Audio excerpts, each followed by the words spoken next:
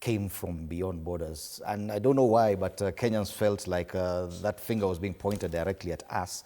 That says something. Do you think that our relationship going forward will need some more tending to?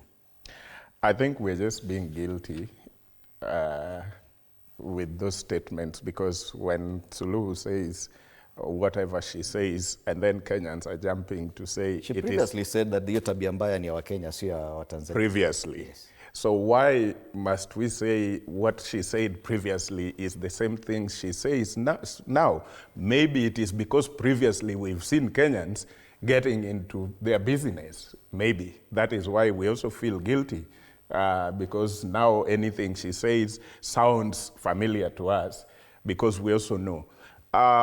During the time we had some of the Kenyan high-profile figures there, I think I was in this same studio, and I asked, when Riek Machar in South Sudan was under house arrest, I didn't see those same figures going to South Sudan to even protest or do anything or even look at that case. It is only Raila Odinga who left this country and went there and was not able to even see Riek Machar, and was sent to Uganda actually to meet Museveni and discuss this issue of Riek. But we didn't see those lawyers and human rights activists.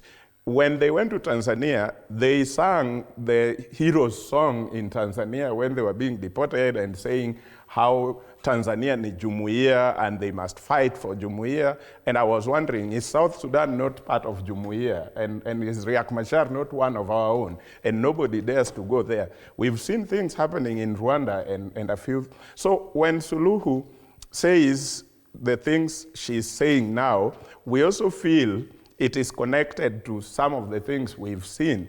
But going forward, I think we're still going to remain in this context for a long time, because Kenya is kind of playing big brother in the region.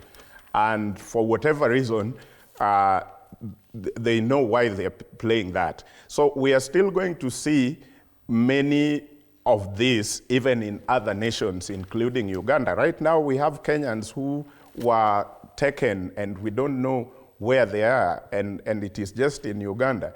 And Uganda will be approaching their election very soon. So probably we are going to see this agitation even in Uganda and other countries within the region. The only place I don't hear Kenyans interested a lot in is Burundi. But maybe Kenyans are also playing the Western type of big brother thing, where Burundi, where they think there's nothing for them, nobody cares, nobody wants to save Burundi.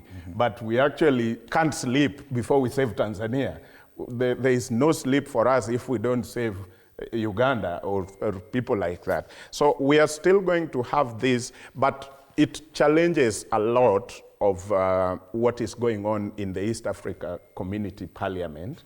We actually, at this point in time, we would have wanted to know what kind of integration have they actually brought that they can be, we can say, okay, these parliamentarians have actually come up with this, and it has cured issues like this. It has been there for long, just like Wakili Harrison said, it is the type of ECOWAS, the type of AU, the type of, they are always there, but the result is always minimal or nothing. The hope of a regional integration, a proper East African community, common currency, common government and all these things, do you think that that's a mirage? Because